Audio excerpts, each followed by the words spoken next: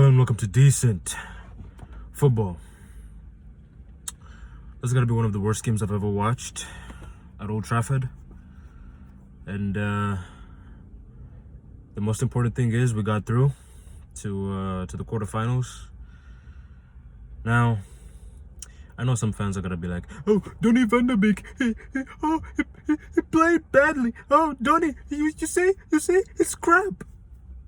Look, guys, you need to calm down. Donny van der Beek needs to be match fit. He needs to play more games. The Europa League is coming up and he's gonna play more games over there, okay? When he's match fit, he can be useful. Now, I know that that Donny van der Beek at the number 10 position doesn't look like Bruno Fernandes. He always looks like he wants to get in behind, or it looks like trying to get into the open spaces. But he doesn't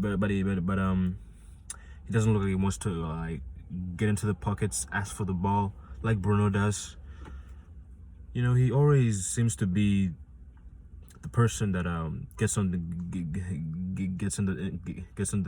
get into the box late.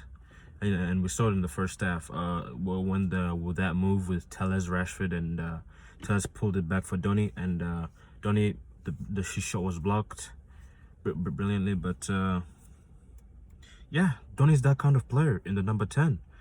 But for me, where he looks more effective at is in Fred's position or in Match's position. That's where you're gonna see Donny van der Beek shine. Period. I know he can play the number 10. I know he can play the number 8. He look even and I know he can play in the number 6, even on the right. But for me, he needs to play in the double pivot. Cause look, Fred, he might be very energetic and he might be a very important piece into the United team, but his passing range is really crap. It's really crap. I mean, Scott McTominay has a better passing range than Fred. I mean, honestly, that's embarrassing. That's embarrassing. Fred needs to really get better at his passing. If he doesn't, then well, he's just gonna be an average player at Manchester United. Really, that's all it's gonna be. But yeah. Of Donny van der Beek, yeah, Manchester United were really terrible in this game. They were really terrible.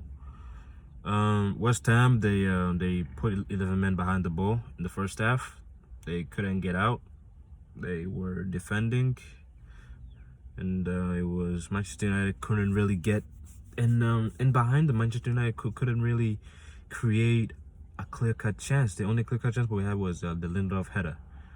Hit the goalkeeper saved it. I think it was deflected off Mark Noble.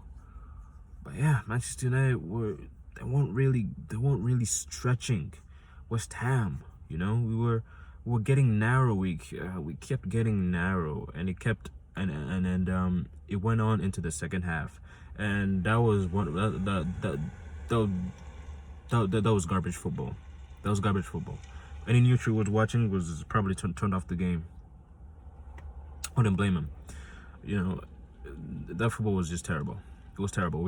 Sometimes some of the passes was going out. You were getting the feeling that West Ham might get that goal from the corner or set piece. You know, like we always do, concentrating on shitty set pieces.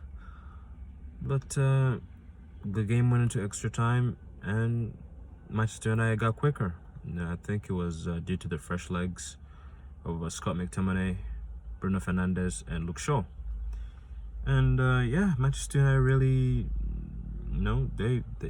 they scored. We scored the goal through Scott McTominay, and when Scott McTominay came on, he really came alive. He really did come alive.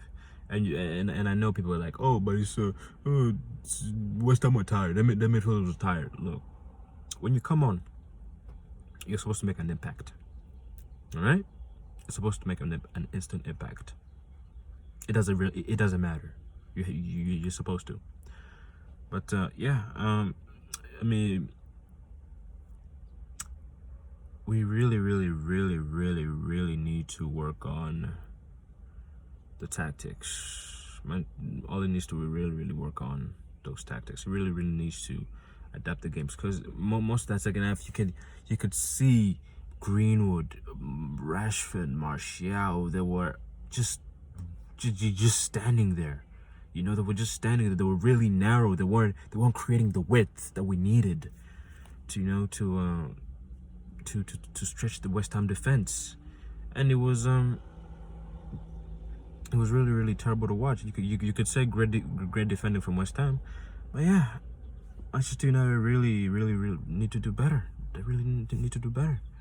But Scott McTominay got his goal. You know, some people don't like him. You know, Scott McTominay. You know, he's a crap player. He's championship level. Look, Scott McTominay. You know, you know there was that moment where he was under pressure, and he did a Cruyff to just get out of that pressure, and then boom, busted forward, gave it to Martial. I was like, oh, brilliant, absolutely brilliant. Because Scott McTominay is developing really. He's developing. He's starting to develop really fast. He's starting to get to the level that you need him to be. And look, I'm not saying that he's got to be world class or anything. You never know. But Scott McTominay is gonna be a very useful player for Manchester United in the future. He's gonna be here for at least 15 years plus. All right. But anyway, the man of the match for me was everyone was really terrible. Telles, you know, he was really lively with Marcus. It was a great link up between him and Marcus. They were creating some good moves. Who else that I've given the man of the match? Yeah, there weren't really that many people who were for man of the match. I mean, I know the BBC gave the man of the match to Harry Maguire's, or I think it was someone else. But for me, the man of the match for me is gonna be Scott McTominay. Look, I know that it's just you're biased or this and that. Look, Scott McTominay, he got the goal. He got the winning goal, and he gave us the energy that we needed in extra time. But anyway, guys, that's the video. Please let me know what you think in the comment section. Who was your man of the match? And I will see you in the next one.